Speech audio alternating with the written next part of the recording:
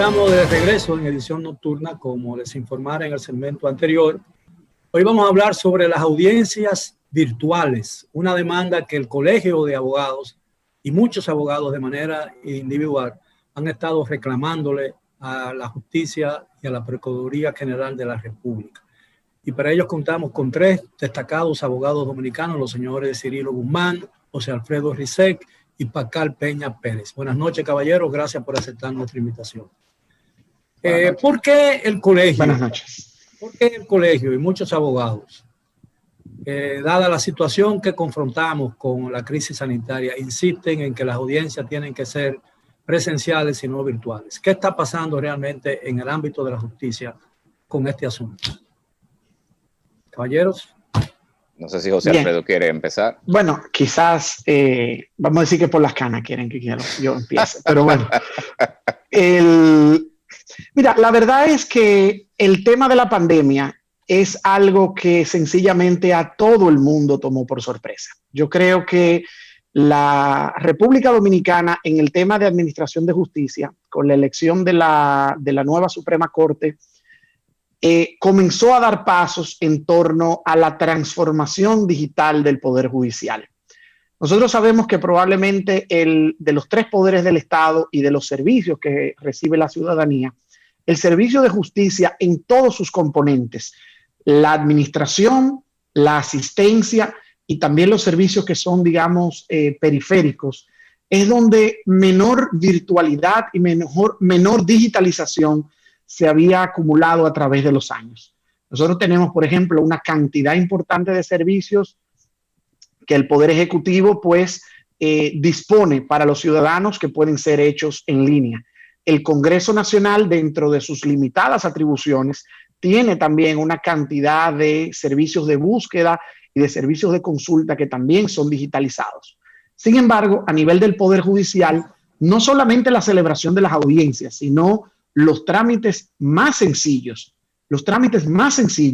se llevaban a cabo de manera presencial y con una excesiva burocracia en términos de consumo de papel, consumo de material, consumo de tiempo. Entonces, si a esa realidad que estaba viviendo la República Dominicana y el Poder Judicial le sumábamos la llegada imprevista, o por lo menos imprevista en términos de sus efectos del COVID-19, pues un intruso. Llegó un intruso a la casa de noche. En ese caso, pues, nosotros sencillamente nos encontramos con un Poder Judicial que no sabía cómo reaccionar, o que la manera en que podía reaccionar no era la manera lógica, organizada, coordinada, que hoy día, 3 meses después o 4 meses después, todos los abogados esperamos que ellos hubieran hecho. Es igual como ocurrió con el gobierno central y con la población de todos los países. Esto fue un tema de prueba y error constante a partir del mes de marzo. El Poder Judicial paró las labores en el momento en que el Poder Ejecutivo y el Congreso Nacional aprobaron un estado de emergencia. Estuvo completamente detenido en la primera fase del estado de emergencia y una vez reiniciaron algunos servicios a nivel oficial de manera limitada, pues el Poder Judicial comenzó a caminar un camino híbrido, si se quiere, e incipiente, de que se realizaran distintas actuaciones, primero las de emergencia y luego las demás por la vía virtual. Entonces hay un atraso en la marcha de la justicia mayor que el que existía antes del COVID-19. Yo no me atrevo a decir eso, personalmente yo no me atrevo a decir eso, porque el solo hecho de que al día de hoy se puedan realizar audiencias virtuales, se puedan realizar una serie de trámites que antes no se podían hacer por la vía virtual, yo creo que es un avance porque eso está para quedarse. Lo que no tenemos al día de hoy es un Poder Judicial funcionando a plena capacidad y con las mismas condiciones que aquel que estaba funcionando hasta el mes de marzo cuando nos encontró la pandemia. Pero yo creo que nada está funcionando todavía en el país a plena capacidad, ¿no?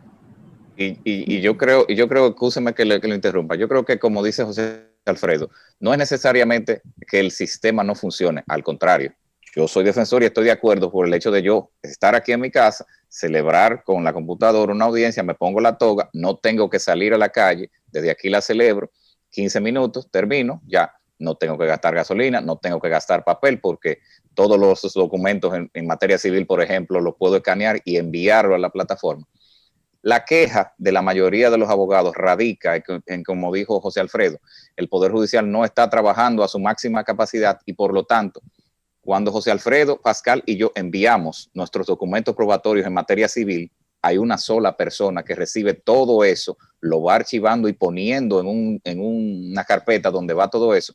Pero el detalle es que no nada más no somos nosotros tres, son todos los abogados del país que están depositando esos documentos, entonces necesitamos una respuesta. ¿Y cómo se atienden esos expedientes? ¿Por el orden cronológico en que llegan, ¿no? Por el orden cronológico, ahí ahora se ha creado una figura nueva desconocida llamada el ticket. Ahora todo es, ¿cuál es tu ticket? El ticket. ¿Qué número es tu ticket? Bueno, mi ticket tal, porque algunas veces tú puedes comunicarte con los tribunales, pero no están funcionando. Tú no puedes comunicarte con la secretaria.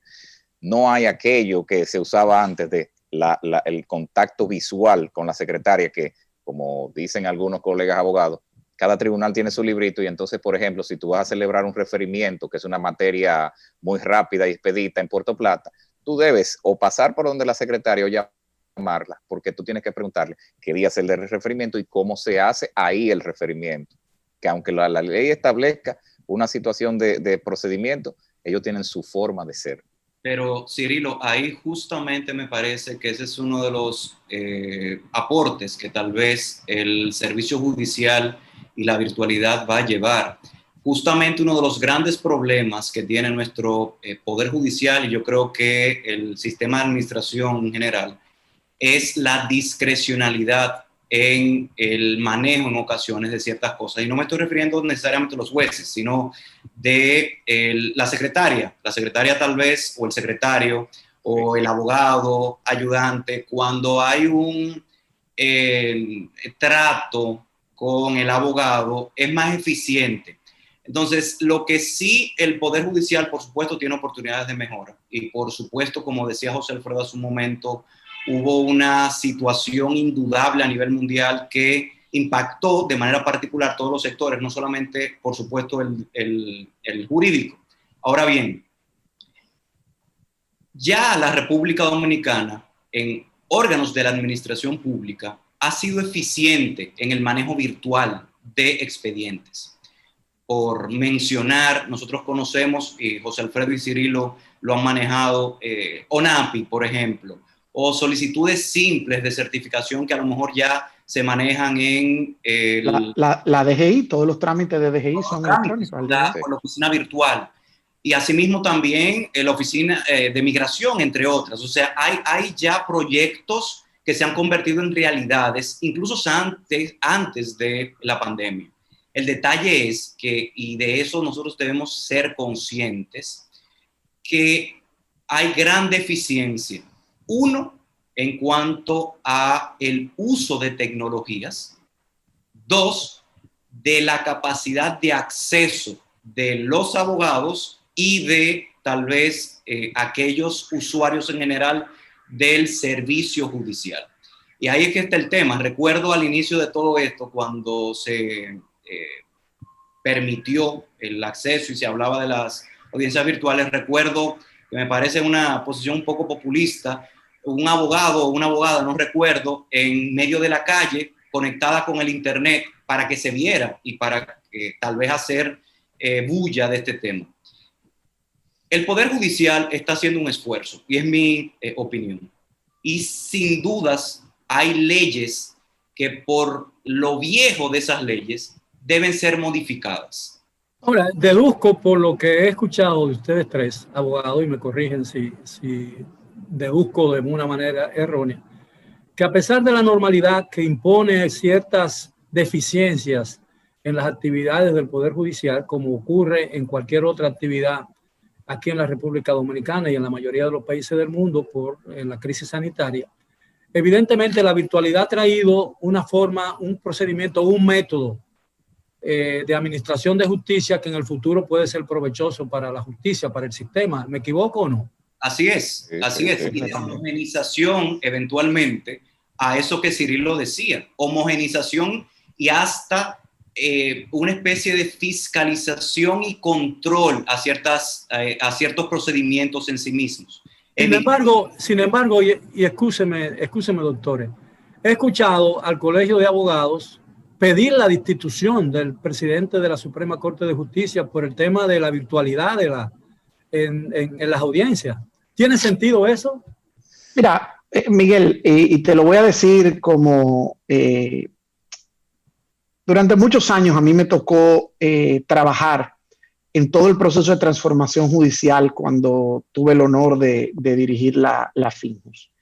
Y desde ese momento y mucho antes se ha intentado trabajar con el Colegio de Abogados para que sea un verdadero referente en lo que tiene que ver con el proceso de colaboración y de asistencia al Poder Judicial, porque es lo que somos los abogados. Los abogados somos auxiliares de la justicia. Lamentablemente, alrededor del Colegio de Abogados, lo que siempre ha confluido son intereses políticos o intereses económicos o sencillamente intereses gremiales que no tienen como finalidad avanzar la posición del gremio, sino buscar determinados beneficios en función de la posición. Yo creo que la posición que tiene actualmente el Colegio de Abogados de la República Dominicana es una que solamente puede ser calificada como populista y como vergonzosa. No es cierto. ¿Cuáles son las alternativas que había aquí? La alternativa era o dejar cerrado el Poder Judicial o abrirlo sin reparar en las consecuencias de lo que lamentablemente es el proceso histórico de organización judicial de la República Dominicana. Tal vez esa posición del colegio se deba a que muchos de sus miembros entiendan o de sus directivos entiendan y reconozcan que tecnología en manos de aborigen es un poco difícil, ¿no? Yo soy de los que creo que toda tecnología, o sea, todo proceso de cambio tiene determinado nivel de resistencia en la población y en el conglomerado. Yo no aprendí a usar el teléfono inteligente al igual que como lo aprendieron mis hijos o mis padres. O sea, son tres niveles totalmente diferentes de curvas de aprendizaje. Y eso mismo es lo que está ocurriendo. Hay algunos que tienen una curva de aprendizaje muy rápida y otros que la tendrán más lenta. Ahora, hay una pregunta que se hacen muchos o nos hacemos muchos que no somos abogados ni entendemos el lenguaje, el léxico que ustedes utilizan para referirse a los casos que manejan. ¿Qué nivel de atraso hay en cuanto a las sentencias que están en proceso? La mora. La mora judicial. O sea, el tiempo que dura un tribunal en darte una sentencia luego de haber conocido el proceso en materia civil. En materia penal, evidentemente que las sentencias, al igual que el amparo, es inmediato, te la dan ahí mismo, te la leen y luego te la dan. Pero la mora judicial en materia civil, comercial, es extensa. Siempre ha sido una de las promesas siempre de todos los poderes judiciales acabar con dicha mora, pero no es fácil. Entonces, ¿Por qué de esa mora? Por la cantidad de trabajo. Y ahí yo creo que quiero agregar a su pregunta una segunda parte. ¿La mora judicial se debe a la pandemia? ¿La mora judicial se debe a la virtualidad? La respuesta es que no. Es que, como decía Cirilo hace un momento, el trabajo, el cúmulo de trabajo que generamos nosotros los abogados, el Poder Judicial no da abasto. No da abasto, y eso es claro por la cantidad, insisto, de tareas, de recursos que se plantean. Y José Alfredo hacía mención ahora mismo a esa curva de aprendizaje que tenemos los abogados. Pero también hay que ser justo en que hay una curva sin duda de aprendizaje de todos los funcionarios y auxiliares dentro del Poder Judicial.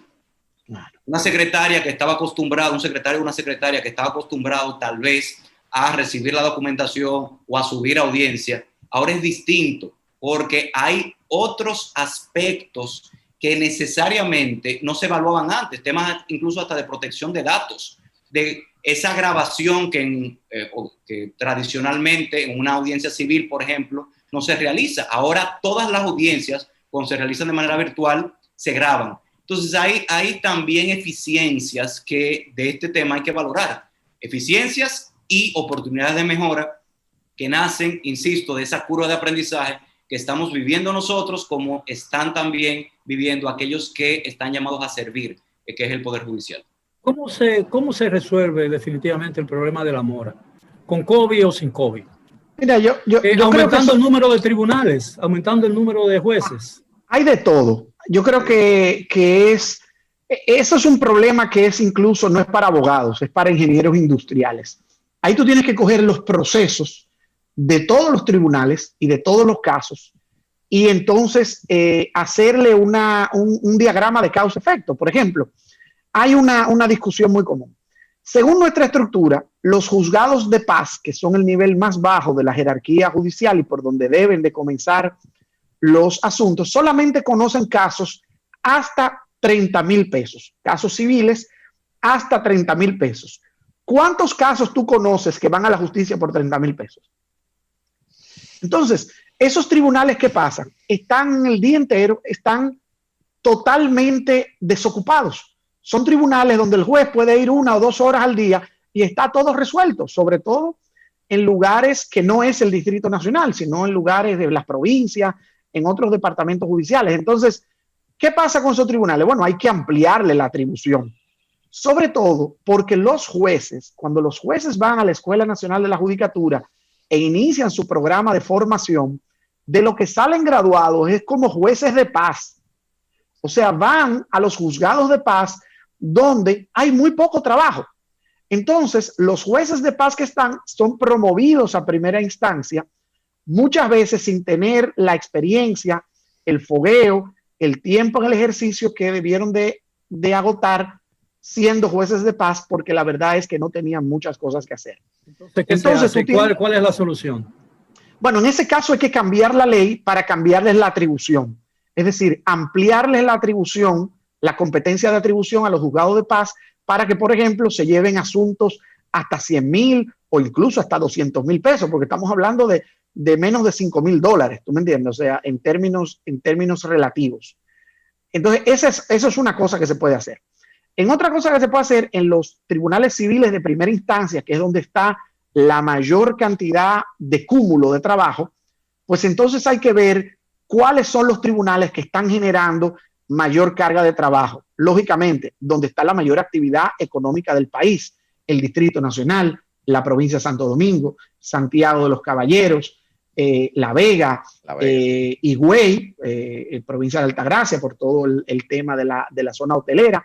Entonces hay que mejorar lo que es entonces la competencia de atribución de los tribunales. Hay que hacer un diagrama de flujo y ver dónde tienen que ir las cosas, ya sea para crear más salas o ya sea para redistribuir la manera en que el trabajo está entrando a las salas existentes. Y eso no puede hacerse por la vía administrativa, se requiere de una ley. Algunas cosas se pueden hacer por vía administrativa, otras no. Porque fíjate algo, y es otro elemento, porque todos son aristas. Hay más de, si mal no recuerdo el último número, hay más de 40 tribunales que están creados por ley y que no se han puesto a funcionar por falta de presupuesto. Es decir, hay jueces que deberían de estar nombrados y que deberían de estar contribuyendo a este proceso de disminución de la mora judicial o de ataque a la mora judicial, que no pueden ser puestos en vigencia o no pueden ser contratados, no pueden ser formados por el Poder Judicial porque el presupuesto no es suficiente. Bueno, eso es una noticia verdaderamente sorprendente, pero tenemos que hacer una pausa. Pero al regreso yo quisiera hablar sobre un tema que a mí me parece fundamental, porque hay una frase que usted usa mucho los abogados, justicia tardía, falta de justicia. No sé cómo es el texto textualmente.